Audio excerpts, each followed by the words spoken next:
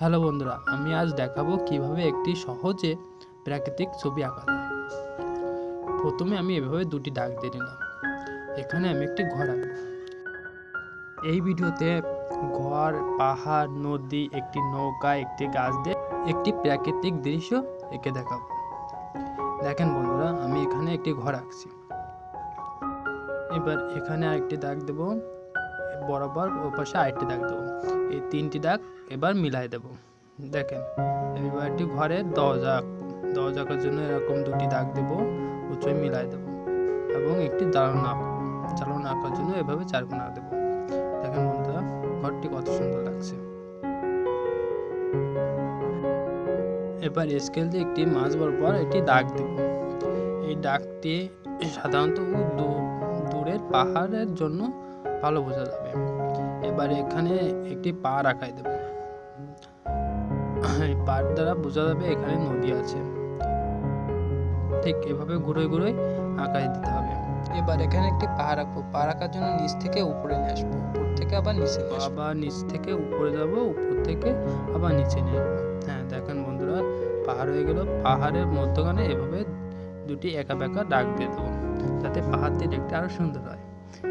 দূরের গাছ দিলে এখানে আরো সুন্দর লাগে, যেমন আমি এভাবে দিচ্ছি। দেখেন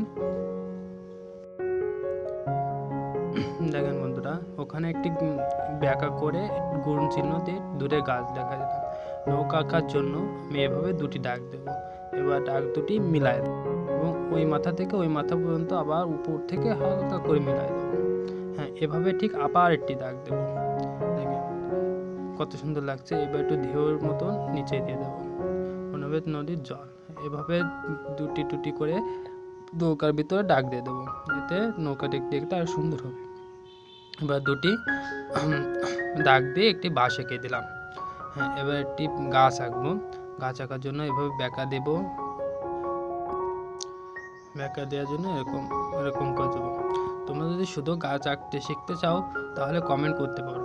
কমেন্ট করলে আমি শুধু গাছ আঁকা শিখাই দেবো, কীভাবে সহজে গাছ আঁকতে হয়। দেখেন বন্ধুরা, এভাবে বেঁকা করে গাছ এঁকে দিলাম। গাছটাও দেখতে কত সুন্দর লাগছে। এবারে আমি একটি সূর্য আঁকবো। সূর্য আঁকার জন্য দুটি পাহাড়ের মাঝখানে এরকম ব্যাকা করে দেব এবং তার মাথা থেকে এরকম হালকা হালকা করে ছোট বড় করে দাগ দেবো, যাতে দেখতে অনেক সুন্দর লাগে। দাগটি দেওয়ার জন্য দেখেন সূর্যটি কত ভালো লাগছে। এবার নদী উপর হালকা হালকা দাগ দিয়ে একটু জল আঁকাই দেবো। দেখেন কত সুন্দর হয়েছে। এভাবে সহজে প্রাকৃতিক দৃশ্য আঁকার জন্য আমার চ্যানেলটি সাবস্ক্রাইব করে পাশে